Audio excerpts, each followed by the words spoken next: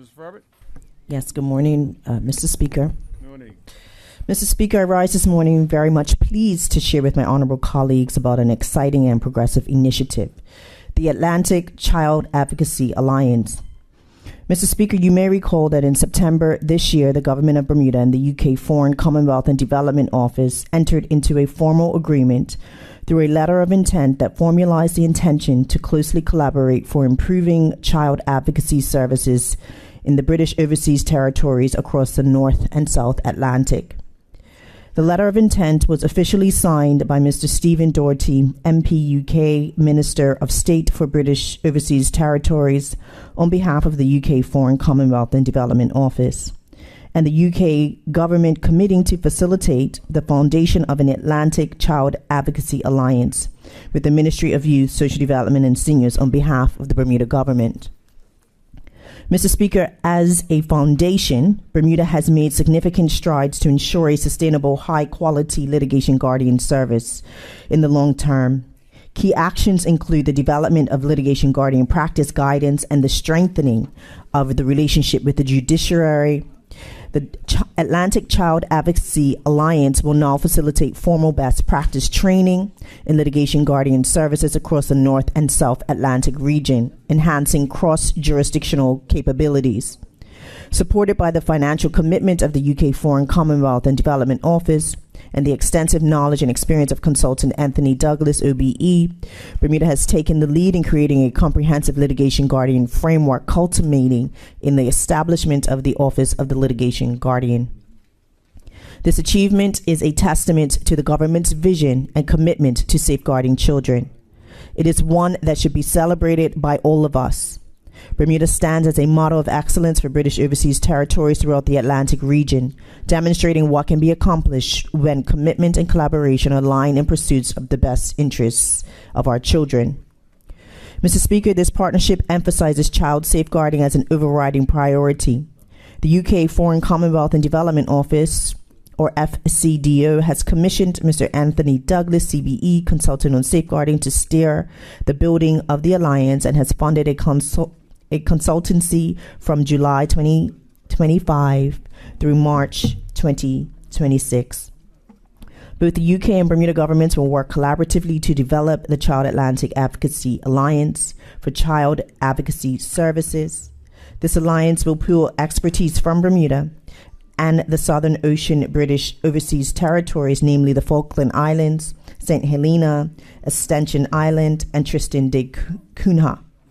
Mr. Speaker, this will be a reciprocal arrangement that aims to address the technical needs of each territory by facilitating the sharing of knowledge and expertise regarding litigation guardian services within a structured framework.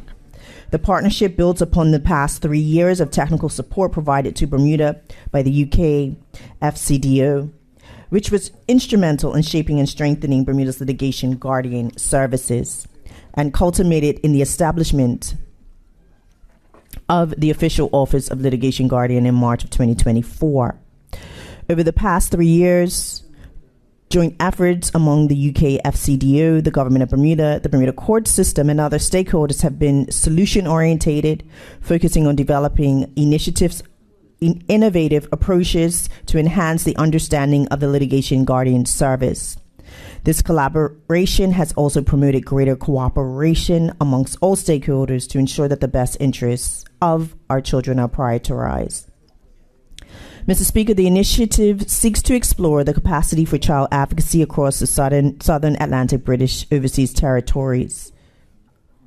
For this purpose, child advocacy encompasses both lay advocacy and the children's guardian role into various forms. The smaller size of these territories compared to Bermuda means that the need for litigation guardian arises only occasionally. Therefore, litigation guardians and governments in these regions see value in establishing a link with Bermuda. For example, a litigation guardian from the Falkland Islands could be an option for assignment to a Bermuda case if Bermuda's capacity is limited or if specific circumstances make it more appropriate to involve a guardian from another overseas territory. Bermuda might reciprocate should this be possible and in the best interest of the child in question in other territories. Such exchanges will proceed only if collaborative advantage can be established. That is, the exchange is beneficial for both overseas territories. Mr. Speaker, as part of the Atlantic Alliance program, there will be virtual training sessions for 6 months for all overseas territories, which commenced in September and will continue until February 2026.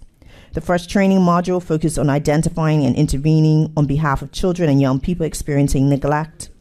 Overall, the outcomes of the training include establishing a practical model of reciprocity across the Atlantic overseas territories and mutual offer that can be accessed in the future as needed, developing updated litigation guardian practice guidance and practice direction for use in family cases in the Bermuda courts, thereby improving child-centered case practice, creating island practice standards for St. Helena and the Falklands, supporting the British Overseas Territory, St. Helena, in developing a lay guardian service, which has already been achieved. Mr. Speaker, as we have strengthened the litigation guardian framework in Bermuda, many valuable lessons can be learned from our experiences and established practices, best practices.